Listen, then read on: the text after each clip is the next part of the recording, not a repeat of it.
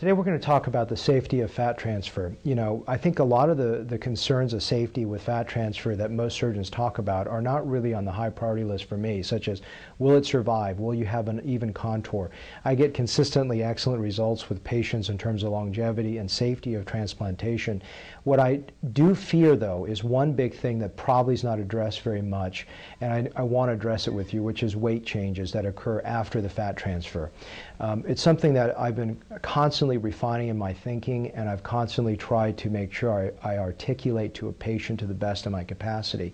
I live in Texas where people eat a lot of food. I've lost a lot of weight myself by changing my diet and my exercise. So I don't blame anyone. I mean, I live probably in the epicenter of people that eat too much in the state and in the country where people eat too much.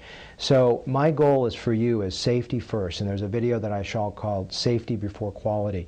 So this video is meant to say something I say almost every single day, and whenever I do that, I realize I got to come back and articulate that in a video, so you'll have this for you to review at home.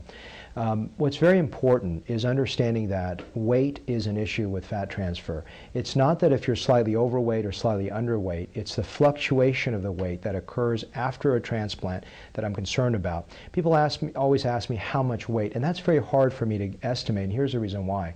First of all, if you're a 90-pound person that gains 30 pounds and you're 5'4", that's different from someone that's 240 pounds, 6'5", and loses or gains 20 pounds. So I'm just using two extremes because most people are somewhere between those two. And also, how much is it muscle, how much is it fat? Why is this the case? Well, let's think about it at a fundamental level. What I'm doing is not sticking a bioinert substance into your face. It's not just sticking like Restylane in your face. It actually is a live graft which has blood supply. Just like when I mentioned in some other videos, if you do it right, the fat survives and actually improves over a period of 2 to 3 years as the fat gets blood supply, and it makes faces look absolutely stunning. There's nothing in my armamentarium that makes a face look more attractive, youthful, vibrant, and rested, and for women more feminine than fat transfer. But there are risks, and the risk that I want to emphasize to you is weight gain or loss after a procedure. Now, I usually tell my patients if you lose 10 pounds, because I'm using fat from a very, very reliable source like the thighs and the belly, that I'm not so worried. Most of my patients that lose 10 pounds after a fat transfer still look excellent. Now, could you not look as good? Of course. But I always say, I'd rather you lose a little bit of my work than you gain too much. And that's when the only time I'll tell you that when I look at my patients and I go, I'm not proud of this work, it's not because I did a bad job, it's because they come back 30 pounds overweight and they just don't look right. They look too swollen. And so a couple thoughts for you, especially if you haven't had children yet.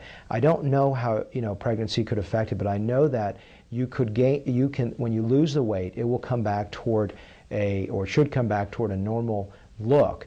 It's just, I'm afraid of your gaining a lot of weight. So I was just talking to a patient about 45 minutes ago that sort of pointed out the idea of what I wanted to address with you, which is if you're on the heavier side, okay, and you say, well, I'm going to wait until I lose all my weight, it's probably not the best thing because I'm more afraid that you're going to gain the weight back. So I rather say a couple things. One is, if I'm going to do it very thin, I rather you understand that it's not as safe as when you're slightly heavier, and I probably do it about a third of the way in to your weight loss. That's generally what I say. It's not a perfect science, but it's one of those things that I look out for safety. In other words, if you're going to lose 20 pounds, I'd rather do it about 5-6 pounds into your weight loss, not when you're bone thin. The other thing that's important is if you gain 20 pounds, lose 20 pounds, gain 20 pounds, lose 20 pounds, gain 20 pounds, you're probably not a great candidate for fat transfer. And if you do this, okay, and so long as you stay within that accordion that you're sort of in a tight frame, I'd rather do it at the maximal weight that you have, about 20 pounds. Remember, someone grossly overweight, let's say, 80, 100 pounds overweight, it's not a candidate for fat grafting because I don't think they'll look good with fat because their face is already heavy and I won't just putting more volume into it won't look great. But someone, a few pounds overweight, a little bit heavier in the belly, that's fine. I mean, they're gone in the face. They're an excellent candidate for my work. My goal is to really have you understand it's not so much how much you weigh, it's how you do this with your weight. If you're doing this all the time with your weight, you may not be a safe candidate for fat grafting. And my goal is always to articulate that for you so you understand the limitations as much as the benefits.